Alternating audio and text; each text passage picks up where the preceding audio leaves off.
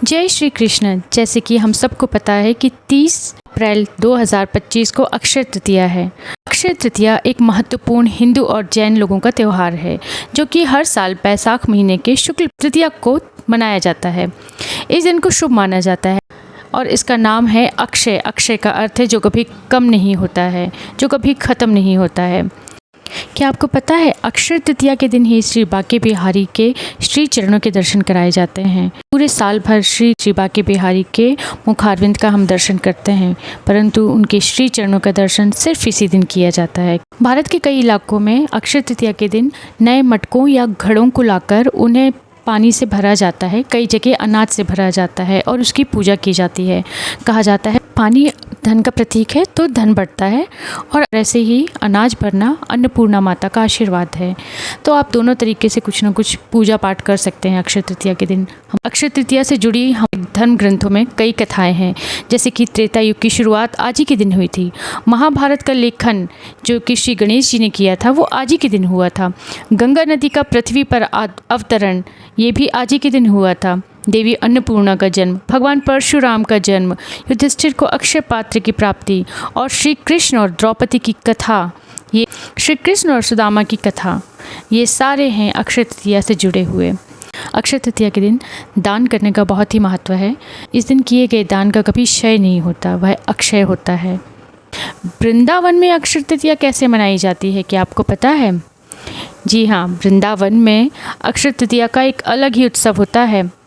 मैं तो ये कहूँगी कि वृंदावन नहीं उत्सव वन है। वृंदावन में अक्षय तृतीया का उत्सव चंदन यात्रा के रूप में मनाया जाता है, जिसमें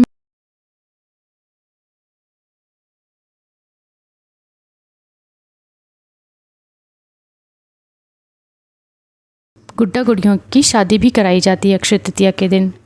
ऐसी मान्यता है कि जो इस दिन गुड्डा गुड़िया की शादी करा देता है और जिसकी बहुत टाइम से शादी नहीं हो रही है तो उसकी शादी बहुत जल्दी हो जाती है।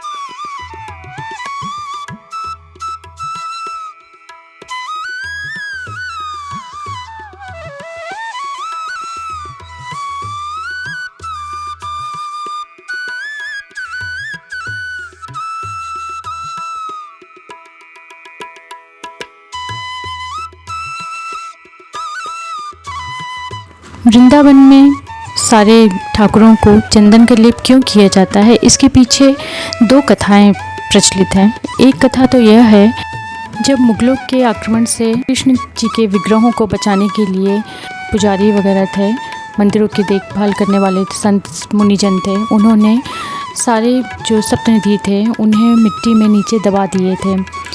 और जब भगवान वापस प्रकट हुए थे तो उन्होंने अपने भक्तों को स्वप्न दर्शन देखकर बताया था कि उनके शरीर में बहुत जलन हो रही है, बहुत कष्ट हो रहा है, तो उन पे चंदन का लेप किया जाए।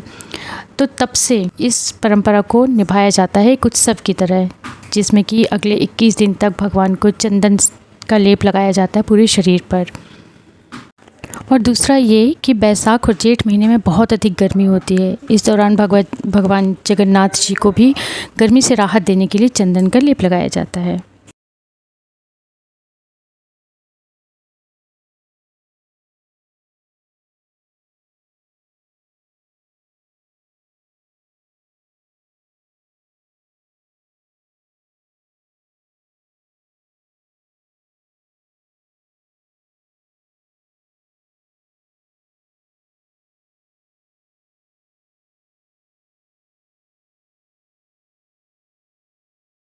वृंदावन में जो चंदन यात्रा है वो एक 21 दिवसीय त्यौहार है।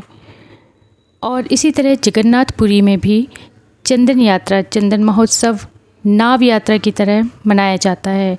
यानी कि अक्षय तृतीया से शुरू होकर अगले 21 दिनों तक वहाँ चंदन यात्रा या नाव यात्रा होती है।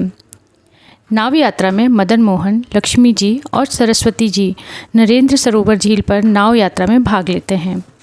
इस महोत्सव में भगवान जगन्नाथ के प्रतिनिधि मदन मोहन की पूजा की जाती है। इसमें मदन मोहन को हर दिन अलग अलग परिधान पहनाए जाते हैं जो भगवान श्री कृष्ण की विभिन्न लीलाओं को दर्शाते हैं। विभिन्न लीलाएं मतलब जैसे नटवर कृष्ण, जिसमें कि कृष्ण भगवान नृत्य रूप में अब विराजित हैं वो होंगे। कृष्ण जन्मोत्सव, रास मंडली वेश, कृष्ण भगवान का रास नृत्य होता है। गिरि गोवर्धन रूप, जिसमें कृष्ण भगवान द्वारा गोवर्धन पर्वत उठाया जाता है।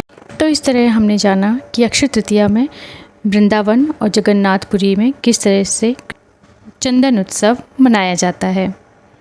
भगवान जगन्नाथ आप सभी भक्तों को और मुझे भी इतनी भक्ति प्रदान करें कि अक्षय तृतीया से वो बढ़ते बढ़ते बढ़ते ऐसी ही हो जाए कि वो कभी ख़त्म ना हो, उसका कभी क्षय ना हो।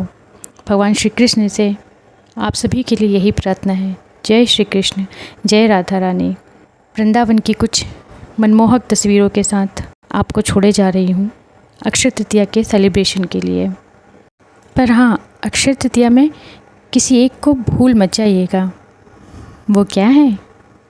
मन भूल मत जइयो राधा रानी के चरण, मन भूल मत जइयो राधा रानी के चरण, राधा रानी के चरण, महारानी के चरण, राधा रानी के चरण, महारानी के चरण, मन भूल मत जइयो राधा रानी के चरण, मन भूल मत जइयो बांके बिहारी के चरण।